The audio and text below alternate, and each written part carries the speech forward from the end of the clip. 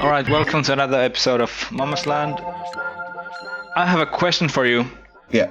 We have discussed Dreadnought and Snake.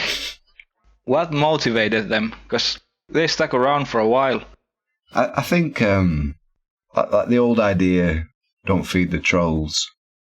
Like I always thought, I'm a troll and I'll just go without, I like it. But I think for them, maybe they just felt like they were part of a community, really. And they were still adding to the conversation, even though they were just saying the same shit all the time, essentially. They weren't banned. So I think that was part of how they could feel a bit included now and then, really. And I feel like one or two of them did open up in their own way. So, well, fuck knows. And I think they had value to the community. Even though it kind of I don't know if it pissed you off, but it kind of pissed me off back in the day, seeing the Red Law, 83, Amar Snake going at each other and spamming the forums.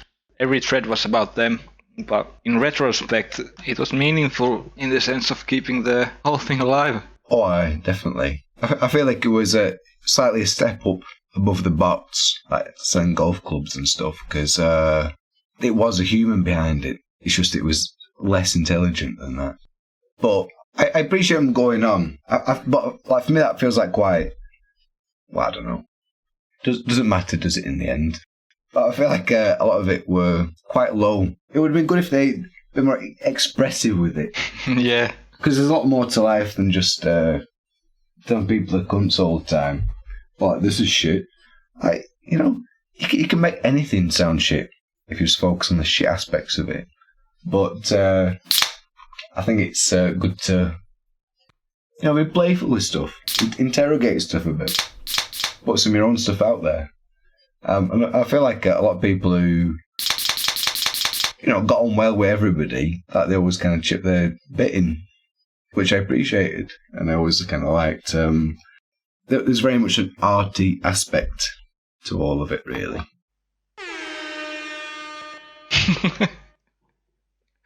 Okay. Yeah. So, yeah. Okay, let's move forward in time.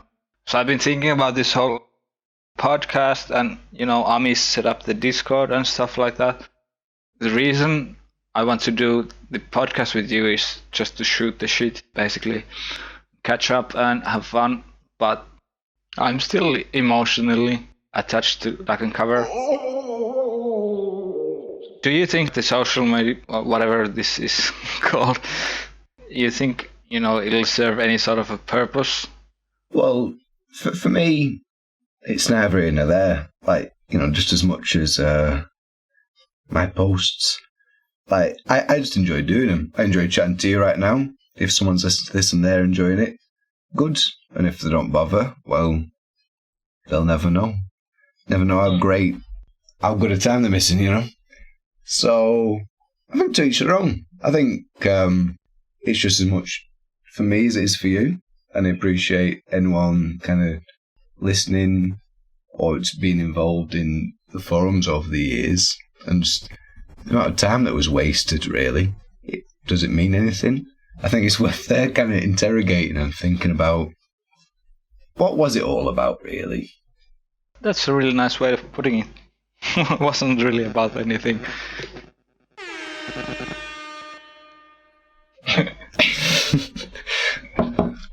But no, I mean, some definite good times, but also to be honest, a lot of shit, and we all stuck through it together. Did you ever take any of the stuff personally? I very rarely took anything personally. I think there were one or two times where it was like, but I think that was more in terms of what people put in the IRC, really. Right. Like if somebody made a joke that wasn't good enough to read, that's when I had to get annoyed. What annoyed you? I think it's more to do with my personality. Even though I knew it at the time, someone could really get under my skin.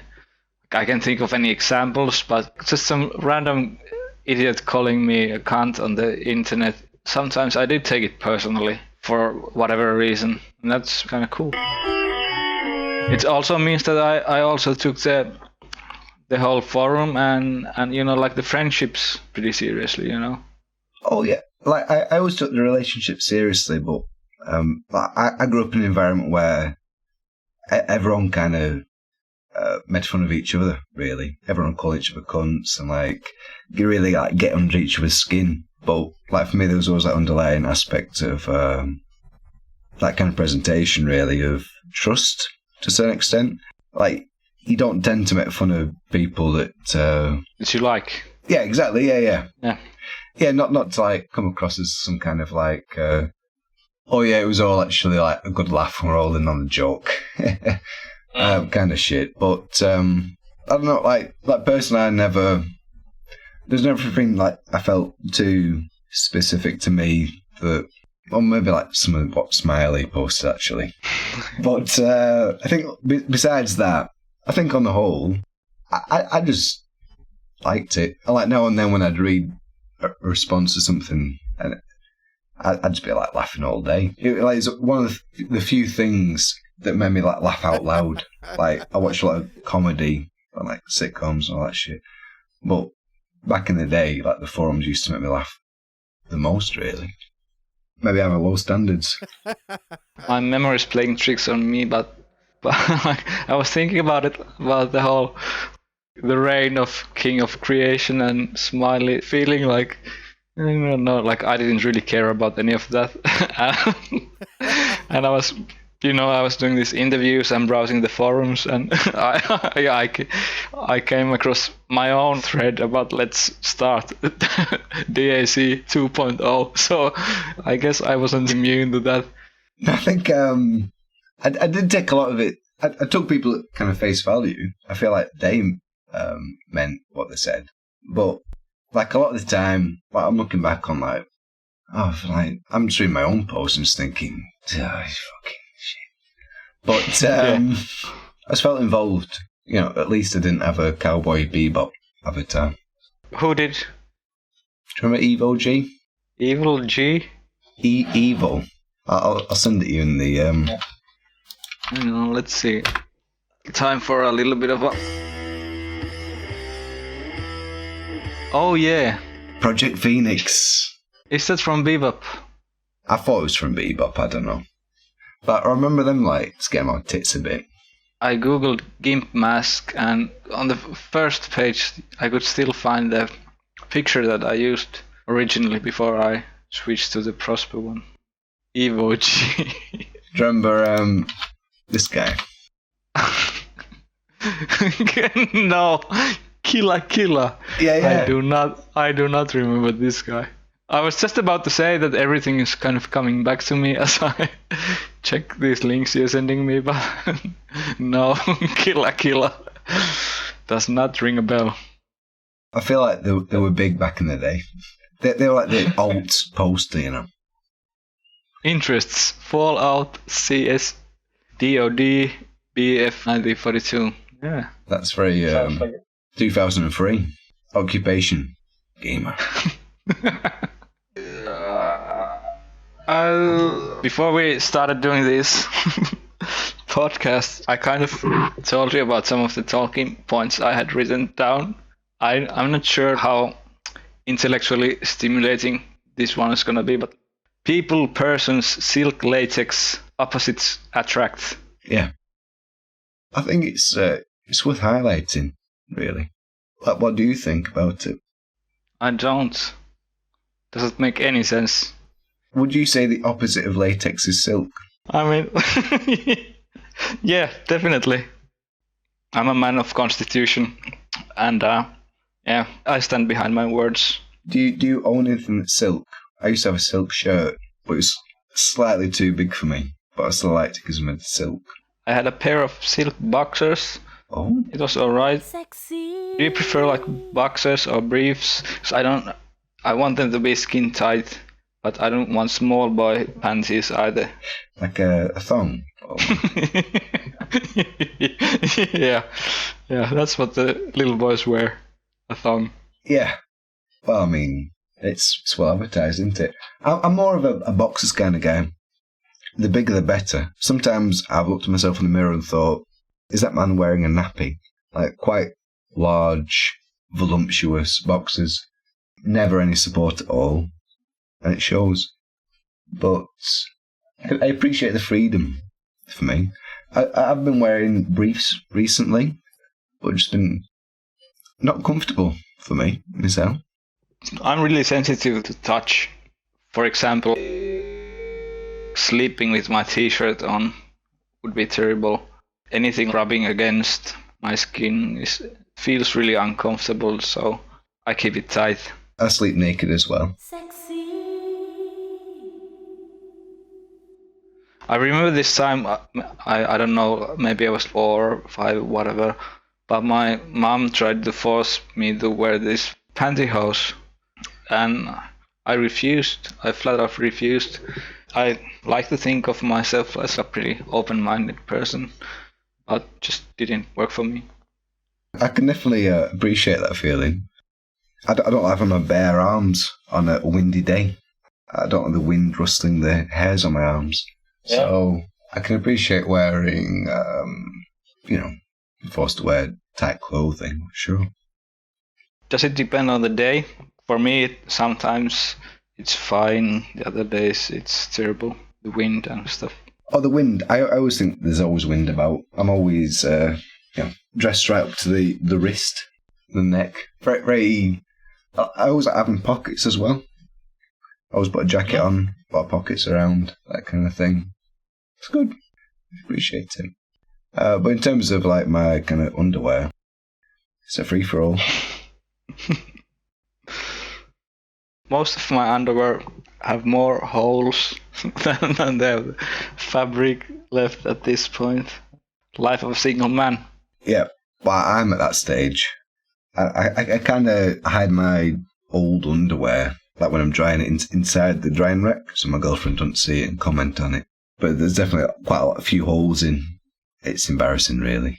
But think about getting older is you just don't care about stuff like that. You think more about the function. What's the point of underwear? It's just so you don't have to wash the piss stains off your pants. So, if the holes aren't right in front of your dick, it doesn't matter, really. Yeah, I think that's a fair assumption. Same like washing. Like, if you can smell yourself, then have a wash. Exactly. So, that's why I take showers like 3 times a day. I'm happy I wrote this down like 2 weeks ago. Yeah. Death/life. So,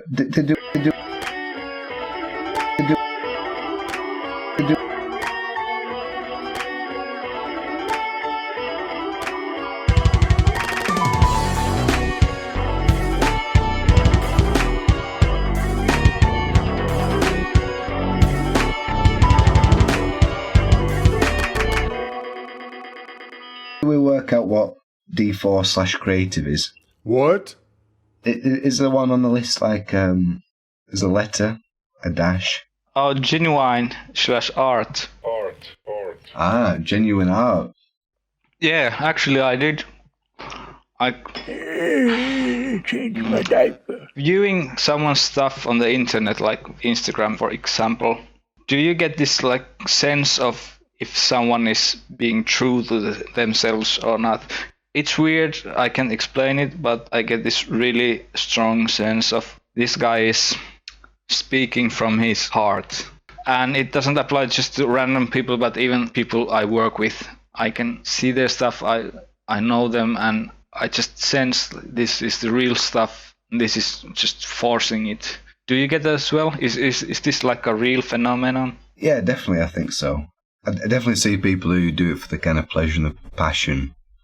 And there's another kind of person who does it for the wanting to be perceived as the kind of person who does have that passion, But, well, I mean, I feel like I can tell, but I don't like that much, I'm not a fan of a lot of things, so the things I do like I really actually treasure and think, yeah, that's good actually. So when I do see that, even social media or like in real life, I go to galleries, well, used to, and see all, art over years. And I feel like I can still tell, like, what's kind of, like you say, like, real and what's not. Like, when I used to really like reading a lot of early 20th century American literature. I like all that kind of, not like fucking Great Gatsby, but some more, what's it called? Jack Kerouac and all that shit. Onwards, right. Naked Lunch, another poster on Beatnik stuff. Yeah, and Hemingway and all that. But I feel like later on, and I kind of appreciated them as for being, writers in their own right, really, like kind of writing and creating something that was authentic. But I feel like in retrospect, I feel like that was an act. So what is like kind of authenticity nowadays, really, I think. It's really hard to gauge, like, what would you put online and what don't you? What do you do for your own pleasure, Sure. You just kind of know if someone's actually doing it for themselves just to get it out and get it out of their system instead of someone kind of faking it. And I'm just wondering, like, how can we even realize that? Obviously, I can't be 100% sure about this, but there's always this sense of authenticity. Yeah, it's hard to chase, especially in the kind of yourself, I think, because like you kind of get into a bit of like a question yourself over and over again, like, do I like this or do I think I like this, and how does that kind of relate to what maybe I should like or what is true or whatever.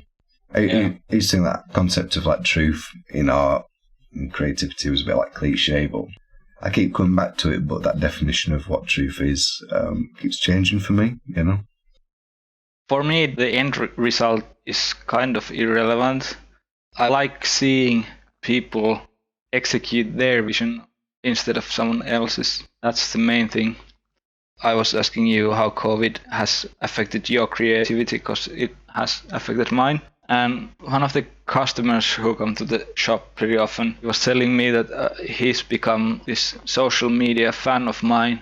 He was saying that I'm crazy in a good way. So it's just putting it out there, basically. And it made me feel really happy, because it was kind of this sign that not only I don't care about what other people think, but also there are other people out there who enjoy the stuff that I do in itself, instead of me trying to do something to please someone, Yeah, definitely. I've always enjoyed that about making stuff. If someone kind of digs it or likes it, like, a lot of my first kind of experience of that was doing Toxic Waste Boys and David. But like I've had like exhibitions and stuff, or I put stuff online, and I like it when just one person likes it myself, just as much as I like finding stuff that I like, because that's few and far between. So when I do find it, it's good. So I like the idea that I can do that for somebody else too. I need a piss break.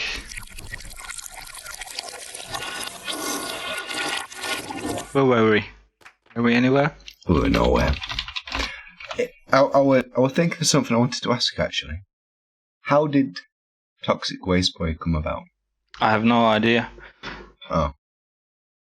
When I conducted these community interviews, I also asked people to ask me a bunch of questions, because I'm an egotistical cunt like that. And one of them was, how did I find DAC or DAC? And it started on the clan forum, because the clan I'm a clanny, Oh yeah. I joined it was called the Black Company, yeah.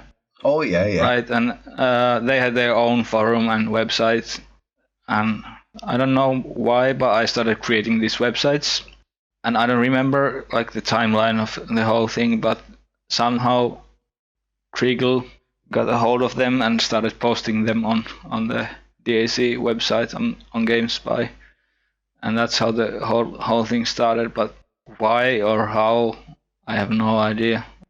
I just wanted to have fun, I guess. Oh yeah. I think I was like 14, maybe 14 at the time. How old are you now? 35. I just turned 35 in December. Oh, aye. You're like a couple of years younger, yeah. I'm 32, but I'm 33 in March. Yeah, congrats. Hey, we made it. But it's funny because back then you seemed so young. I mean, not by your posts, but by your age. Because I always thought you were really smart for your age, and I was really dumb for my age. But I was 15 and you were 13. You know, it was a big deal. Oh yeah, no, it were good. I always felt like I was punching above my weight, but I also had access to a lot of DVDs at the time, so that helped with pretending to be smart, I think. Do you think it might have stimulated your intellectual growth, spending time with older people than you? Oh, definitely. Like, in real life, I used to hang out with my dad a lot and go to parties with him and hanging out with all these older mates. So there was always funny conversations with old punks and that. So to be online and to be able to talk to people a lot older than me, a lot of them were pushing 40 when I first started going on, especially like Kriegel. I always imagine him quite old. Yeah, he seemed pretty old, didn't he? Definitely. Whilst others I felt were at college and were finding their way, but I did feel like the baby of the gang. But I try not to advertise that too much. I always hung out with people like 2-3 years older than me, like when I was a kid as well.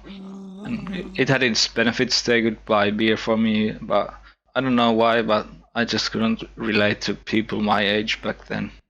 That sounds probably like pretentious, but whatever. I don't reckon so. Like, I remember like being that age and like everyone my age were a fucking dick. So like, that's why I spent so much time on Duck and Cover for the gang.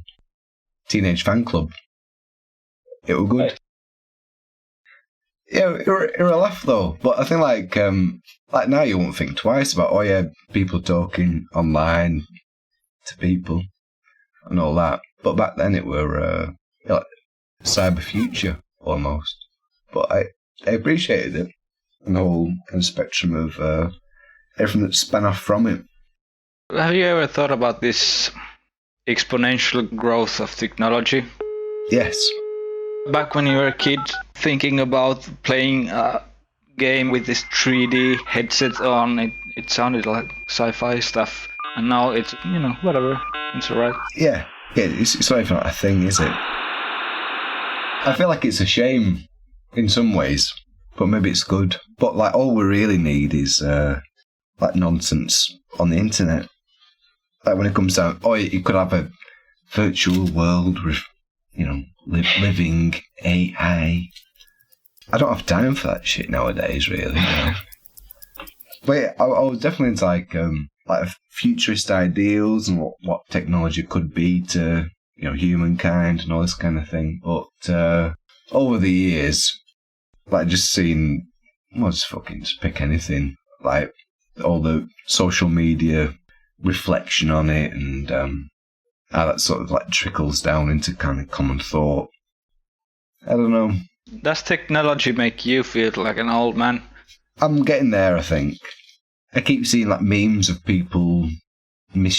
older people misusing technology. And I think someday I'm going to be like that. Like everyone will have like cyber upgrades and shit. And I'll be like I'll get the wrong one and like be a fucking rabbit or something jumping about.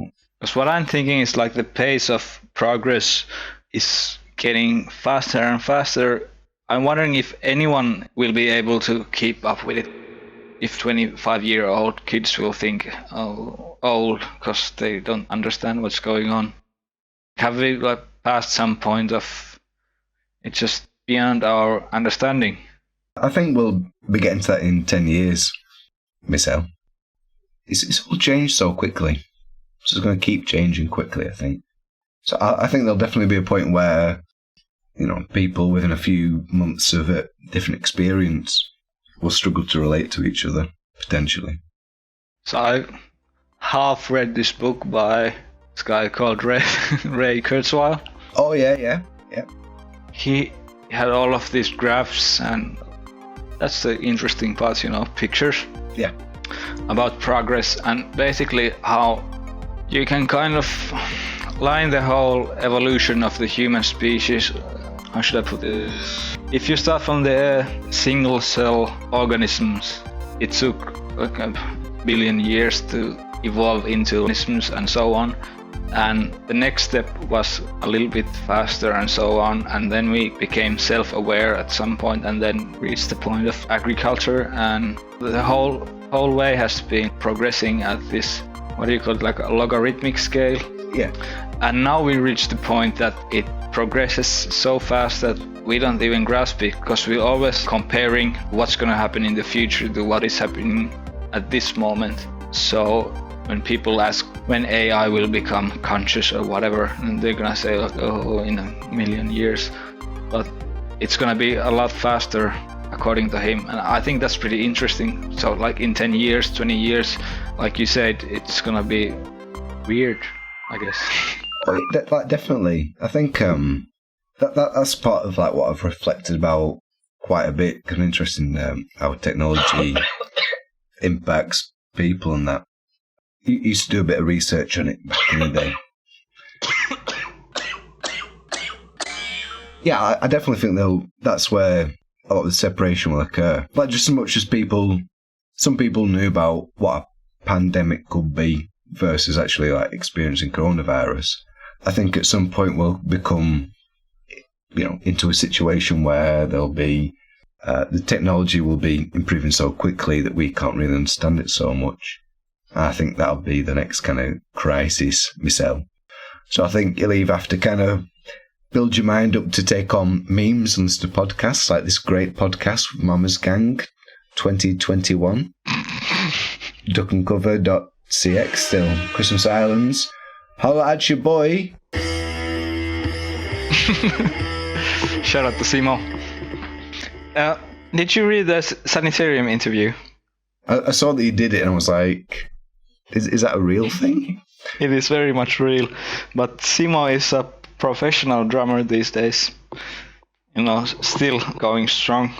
Yeah, I'll read the interview. I don't want to be, as they say, throwing shade with Simo, assuming he's some sort of like wedding band drummer. So I'm going to read this interview. And there's a host of other interviews. If you're just listening to this podcast for the first time, I'm thinking, what is that? Go on general discussion. Is it even called that? Yes. Go on the general discussion forum. We're talking about a forum that was started 20 years ago. Over 20 years ago. There's a host of characters. A colourful cast. And recently we're looking at the cultural history of Duck and Cover. So Gimp Mask is Finnish.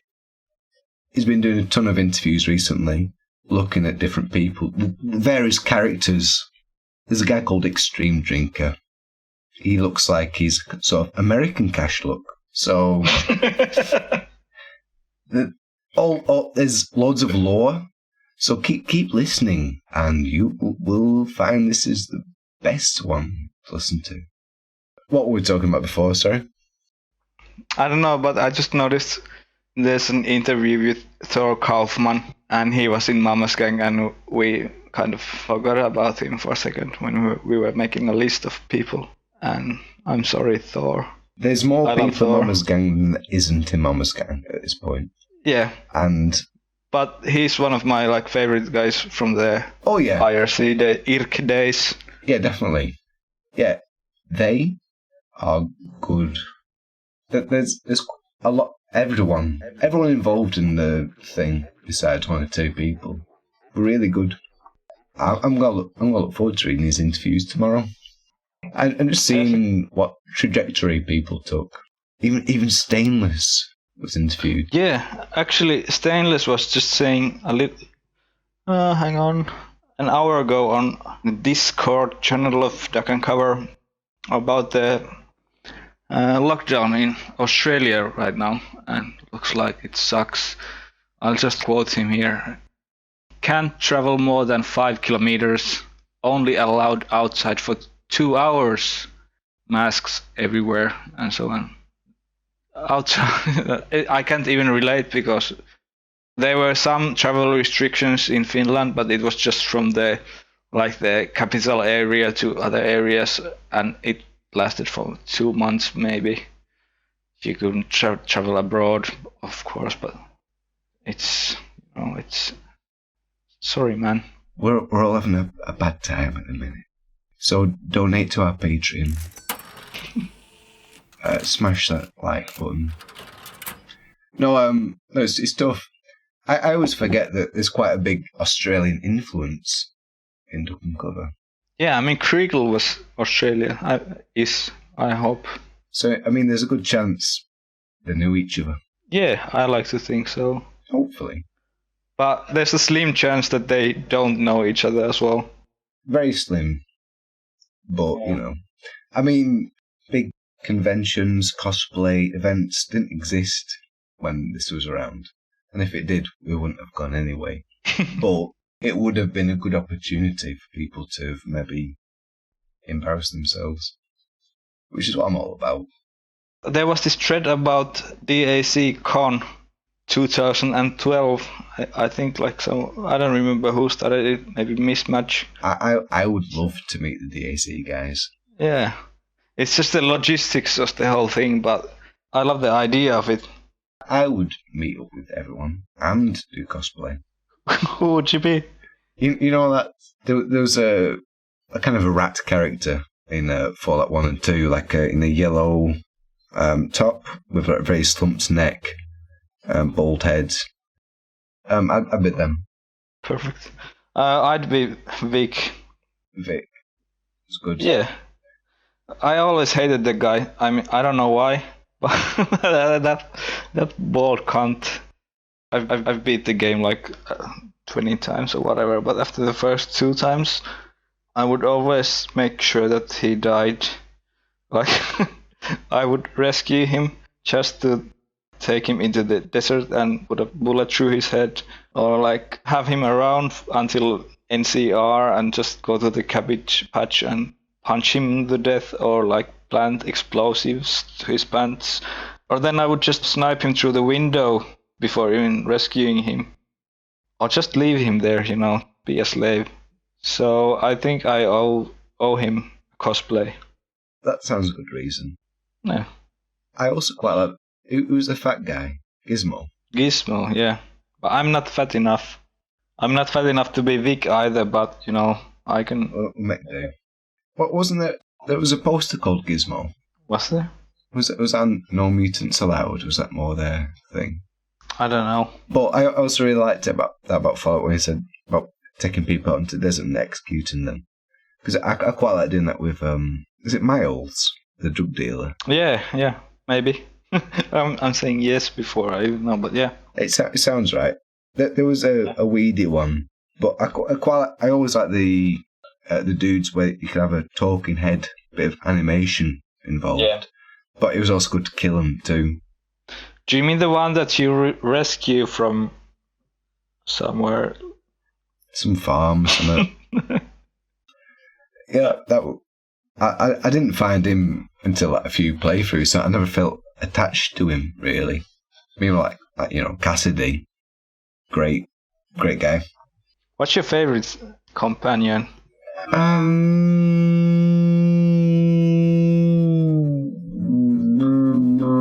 Okay, I'll go first. It's Sulik for me.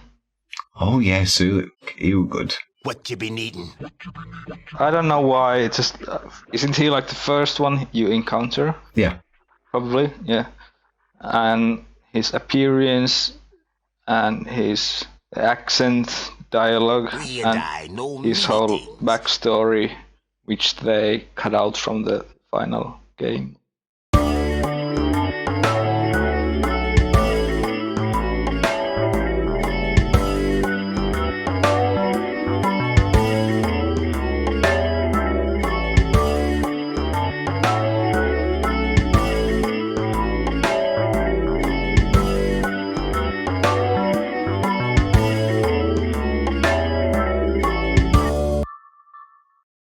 Was into mods, but I played through that one just so I could get him back to his family. Many things. But yeah, he was my favorite. We should make a mod. But isn't that the Sims mod? I feel like you could export the textures from Fallout and put them in The Sims. Surely. Yeah. Easy. I do that. That's my bread and butter. Do you still have Prosper's phone number? Many things. Give him a call and let's get the ball rolling. I mean, like, they know more about all this shit than me.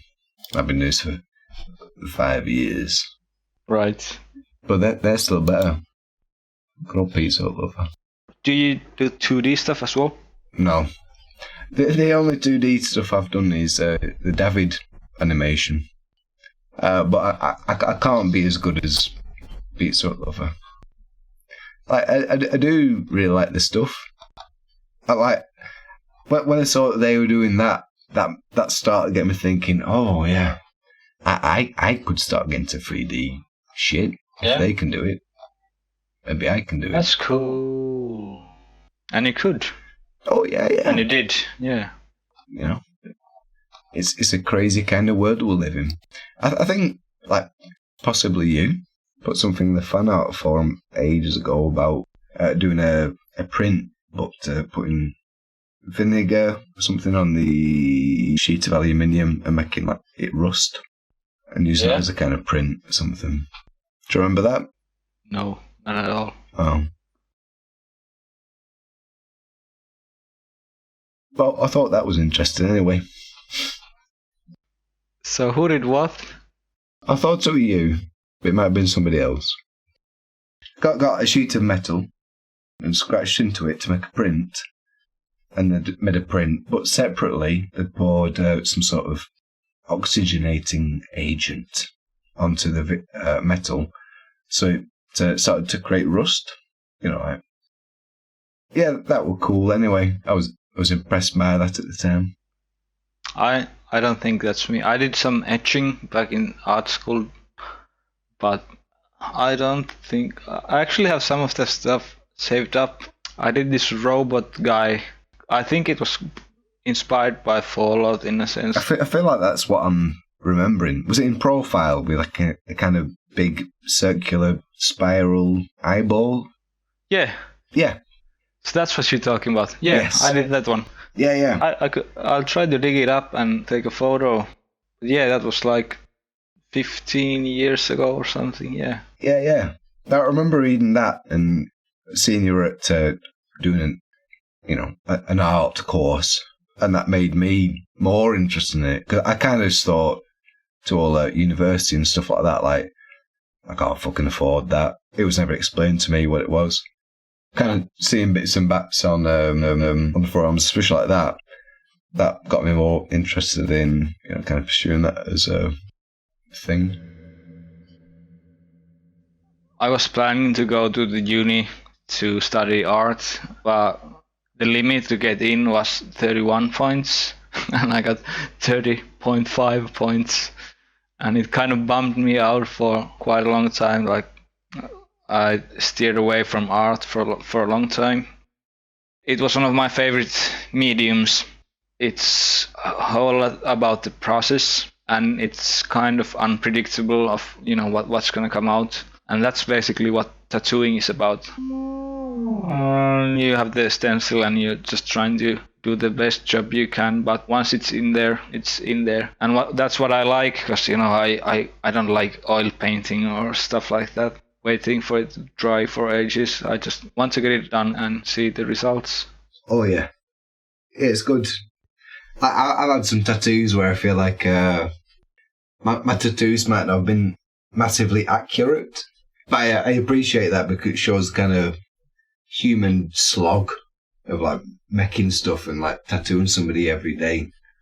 But I also like the kind of, when you cover it up with shading, if you got kind of go off a bit of the line or get the lines mixed up, and it must be quite not necessarily a burden, but like a weight to bear to tattoo somebody, I think. It is. For me, it's just gonna be just a photo on my portfolio, and for them, it's gonna be forever on their skin. And I try to be mindful of that part. It can be really stressful, and I've luckily haven't had a whole lot of complaints. But when you're working with skin, you never know what happens. It's unpredictable. The lines may spread out and stuff like that. And you always feel like you're to blame, even though you can't know what's gonna happen. But just because you're the one who did it and it's on the skin, it's tough. Like mentally, it's some pretty heavy stuff. Yeah, definitely. I've been using the same tattooist 5-6 years, and I get like a tattoo a year. But I always enjoy talking to her and talking about tattooing, like what that must be. Like the kind of the stuff you maybe get bored of, but also like the kind of the experience of it, really. I think it's really interesting. I wanted to do it for quite a while, but when I read up about it, it all seemed very much don't get into it. But I feel like maybe they're putting off people getting into tattooing. But yeah, I think it's definitely something I appreciate. I'm glad people are doing it. How long have you been doing it for now? Professionally for I think 5 years now, and I did an apprenticeship before that and tattooed at home for a little bit, so 7-8 years, so quite a big portion of my life. But at the same time, I don't let it define myself. A lot of tattooers, I feel like, have big egos, and they're kind of, this is my thing, this is what I do, it's all they are. It's kind of sad. Like, what if you broke your arms or whatever and couldn't do it? Like, what's left in your life? That's why I want to keep it fun. I want to keep it casual. I just want to do other stuff as well. And I think it's beneficial for my work because I'm able to explore other avenues. I'm able to, using my animations and music, and everything kind of feeds off everything. I like the way I work, and I don't understand why people are so focused on one thing in their life. Even if they're passionate about it, they should be aware of, it doesn't matter. In the end, who cares? I entirely agree. I think every kind of creative person should try as many different things as possible, really. Like, just to limit yourself for like painting or furniture making, dressmaking, whatever. Yeah, I mean, it's good to evolve the craft, but as a person making things and experienced in the act of making things, I think it's good to try such a really wide variety of stuff. That's why I like posting on duckandcover.cx. Your number one Fallout website, Fallout 76, the MMORPG. Come to Duck and Cover and discuss it. PM Talusian. What are they called again? Talentane. I don't know how to pronounce that stuff. I'll write it down for you in the chat, and you can pronounce it because you're the native speaker. Private message, King of Creation, for more information. Talentane, keeper of RPG. Are they the admin of RPG Codex and other sites? Yeah. Talentane. Let's just have a look at what they have. Sorcerer's Place and the Vault. Yeah, the good old stuff. So does Talentane run Fallout? I did read their interview, but I can't quite remember it at the moment. I mean, he's basically the tech guy, but since there's no one else to do, anything, he's been taking care of the business. Yeah. I think. Good on. Can we get a little sanitarium riff for Talentane in the chat?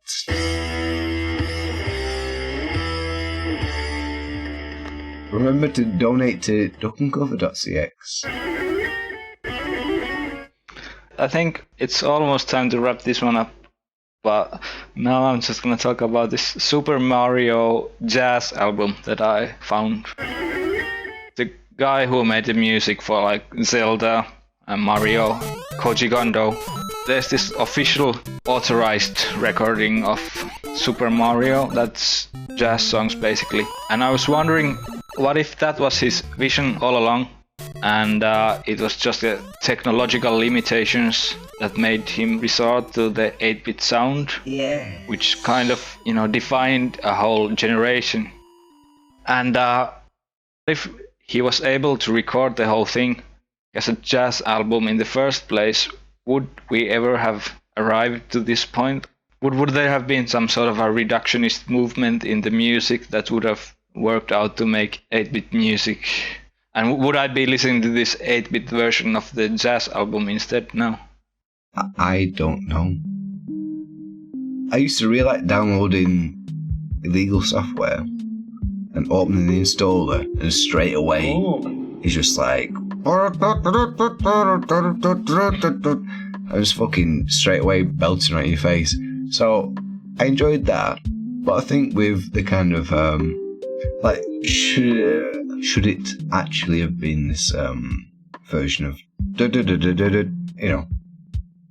I like the old shit. And I think a lot of the people's first experience of stuff was that. When you think about, say, maybe film, particularly, when directors release a different cut years later, various cuts along the way, maybe more in line with their original intention or current intention. I think there's a lot of strength in that initial cut.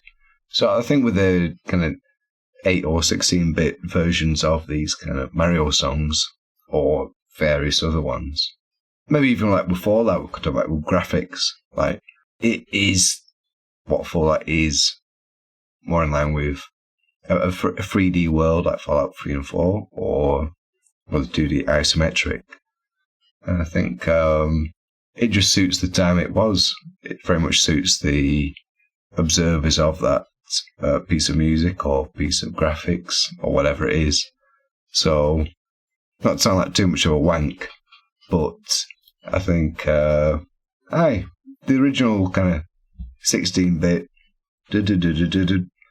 or whatever the fuck it was worked out alright. It was more memorable than maybe an orchestral score.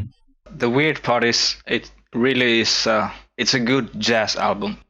It's a good album, but you just can't shake the feeling of it. It's just Mario, The melody is so embedded in your memory that I feel like it wouldn't matter in the end. Yeah, I mean, that's why I like early mobile phone ringtones. Like, you can break any music down into quite basic components, I think, and like regardless of the instruments or professionalism to a certain extent, the sensation of music or an art form, that's the main thing, really. Yeah, music is awesome. I think we need a little bit of this to wrap this up.